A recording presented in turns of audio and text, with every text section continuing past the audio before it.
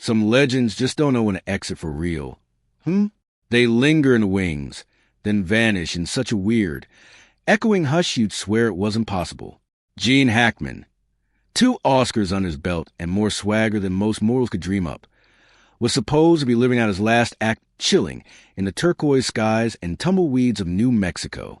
Instead, his story took a left turn nobody, and I mean nobody, saw coming. So, picture this. FBI agents and local cops show up at Hackman's big Santa Fe house. I've got to imagine even these seasoned folks thought it would be just another call. But nope. Door swings open, and suddenly it's not just a house. It's a scene. The man who used to steal every show, Popeye Doyle, Lex Luthor, is just gone. His wife, Betsy, too. What was waiting inside apparently knocked the wind out of even the grizzled veterans. Somehow, the world didn't know the half of Gene Hackman. It started like any ordinary Tuesday, or whatever day it was. 2 guys come to fix something run down. Just a paycheck, right? Until they see the front door gaping open, dogs wandering around, like the place is holding its breath. They step in and, well, that's when the stomach drops. Even the most unflappable are now wide-eyed and staring. They find Gene, 95 years and a legend to the end. Near some rear exit, cane and sunglasses left as if he was about to pop out for coffee and just froze. Betsy was in the bathroom clear on the other side of the house. Prescription pills scattered across the counter. Space heater knocked sideways. You can almost hear the silence, heavy as it must have been. The scene told its own cold, rough story. Both of them had been dead for a while before anyone noticed, and the desert air had done its thing. Some forensic folks will never forget what they walked into. It was like time just hit pause inside that house. As dark as it gets, the kicker was a pet's. 2 dogs alive, loose outside, but their third, locked in a crate, didn't make it. It doesn't get much sadder than that, honestly. Nobody came. Nobody knew. For who knows how long. At first, everyone did what you'd expect. Blame carbon monoxide. It's always the quiet ones, right? The gas company checked every inch. Not a peep of a leak.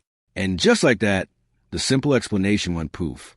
Now we're in suspicious territory. Investigators start combing through every slice of their lives. Calls, emails, shopping lists, probably even what Gene had for breakfast 2 weeks ago. Anything to add up the math of 2 people. Gone at the same time, no commotion, no help. Autopsy should have been the golden ticket. But they take forever.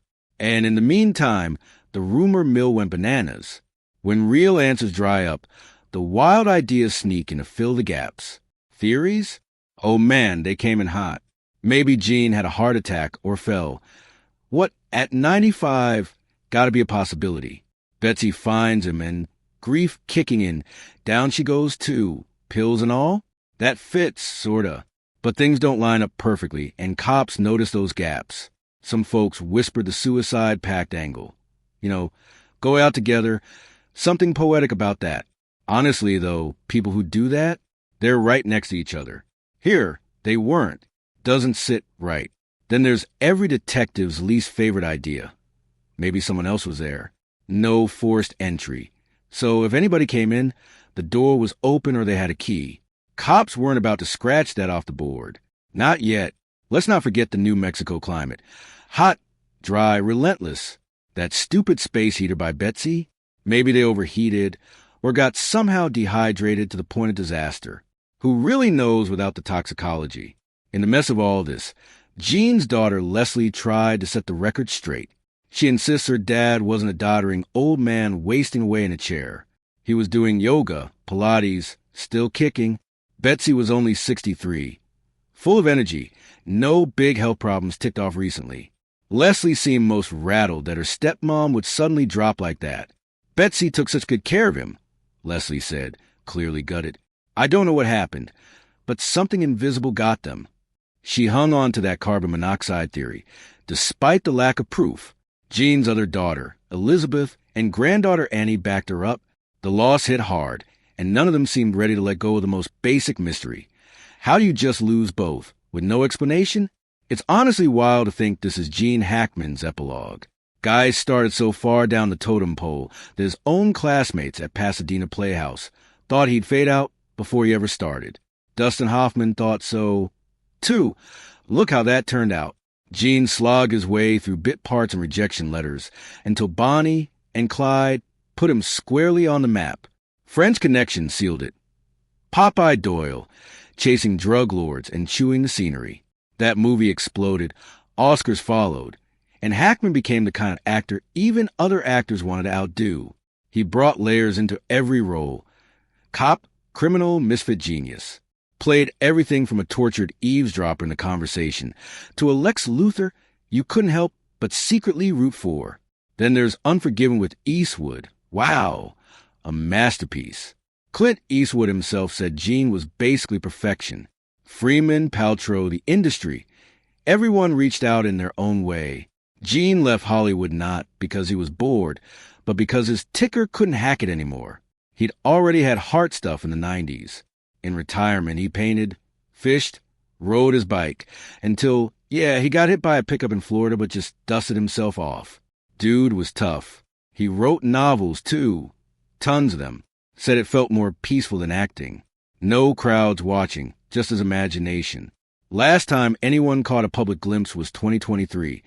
Leaning on Betsy, cane in hand, still moving, still there. Time catches up, but man, he looked like he was going to live forever. And now, we're all waiting for the results, the autopsies, the details nobody has yet. Carbon monoxide ruled out officially. No sign of violence. No suicide notes.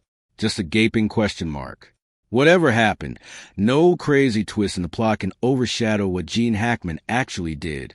He proved everybody wrong. Over and over. That's how I'd like to remember him. Stubborn, relentless, and so much more alive than any perfect story could ever tell. We're all waiting for answers, but the only guarantee here is that the world won't forget him. Not a chance.